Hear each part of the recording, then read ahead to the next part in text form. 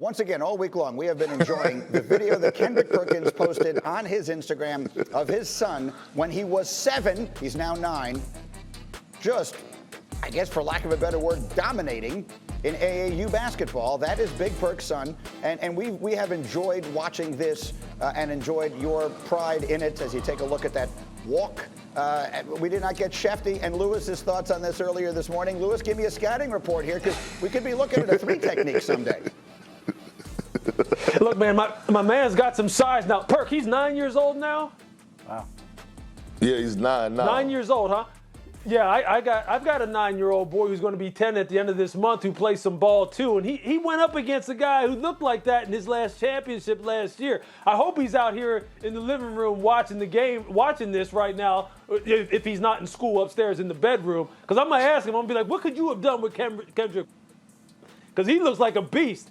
I should bring him in here right now so he can watch this. I don't know if he's watching this, but I need to light a fire under him. This may be the perfect video for it. This may be the perfect one. He's got that strut going. He's got that swagger going. He's already taller and bigger than me. I was Perker my dad. I got short shrifted there, man. This is more recent video again. And look at Big Perk coaching. Look at him coaching. I love it. Thank you, Big Perk, for sharing your family with us. We have enjoyed it this week. Game of the night last night was a double overtime thriller with the Nets and the Cavaliers, and Kyrie Irving back after missing 7 games. And of course, he won a ring in Cleveland once upon a time. Nets trailed much of the night, but then 6 minutes left, they're coming back. That's James Harden. He finished with a 21-point triple-double. They're back in it. Under 3 to go. They're down by 5. Not anymore. Kevin Durant weaving. Yes, he finished with 38. It's a 1-possession game. Just over a minute left. Joe Harris down by 2. No good. But Kyrie is there for the putback. We're tied at 113. And we go to overtime. First possession of the OT for Brooklyn. Kyrie off the screen. He would score 37 in 48 minutes in his return. Under a minute left in the OT. Cleveland down 3, but Larry Nance Jr. is clutch. Tied at 120. Next, Brooklyn, possession. Harden driving, kicking. Jeff Green is up and good. Nets a 3-point lead. 5 seconds to go. Brooklyn up by 3.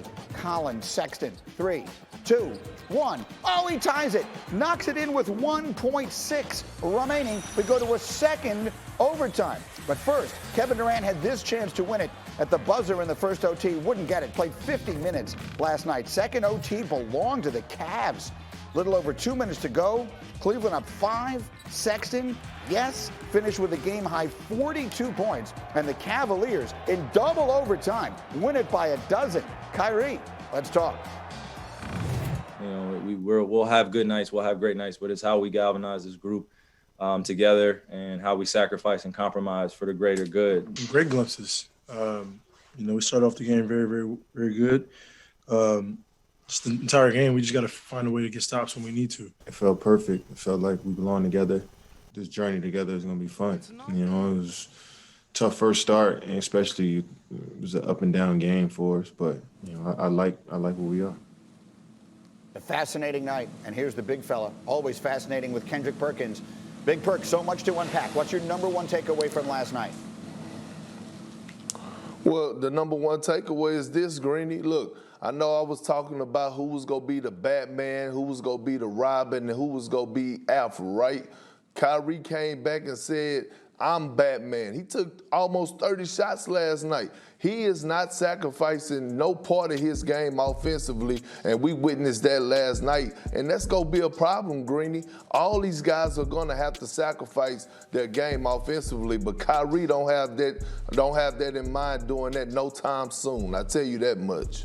Well, so he took 28 shots last night. Kevin Durant took 25, and James Harden took 14. Again, in a game that went to double overtime. What's the right formula? If we're all going to be sitting here paying attention to how many shots they each take on a given night, what is the right formula, in your opinion, for them to be at their best?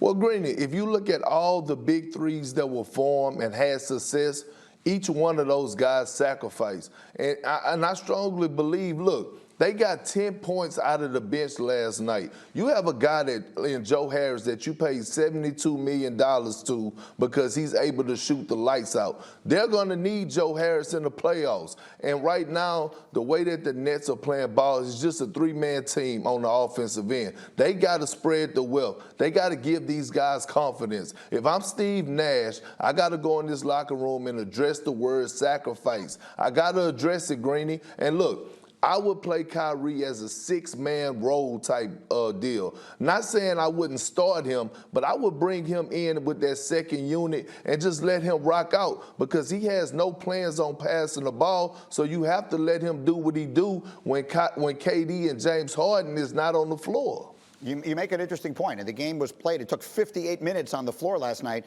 and the Nets got 10 points off their bench. Cleveland got 44. Off of their bench, so that's the difference. And then the other side of this is Cleveland comes into the game, big fella, with the worst offense in the NBA, and the Nets gave up 147 points to them. How much of a concern is defense for this group? It's very concerning.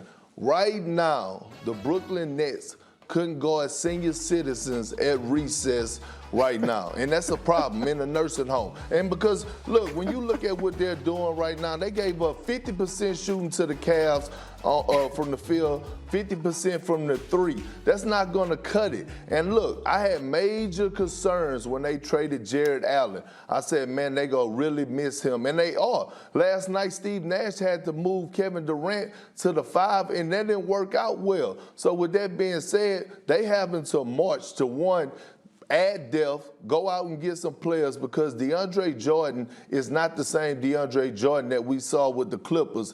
And Steve Nash and his coaching staff are going to have to reconstruct and do something different scheme-wise because that drop coverage for a center is just not going to get it. Thank you for watching ESPN on YouTube. For live streaming sports and premium content, subscribe to ESPN+.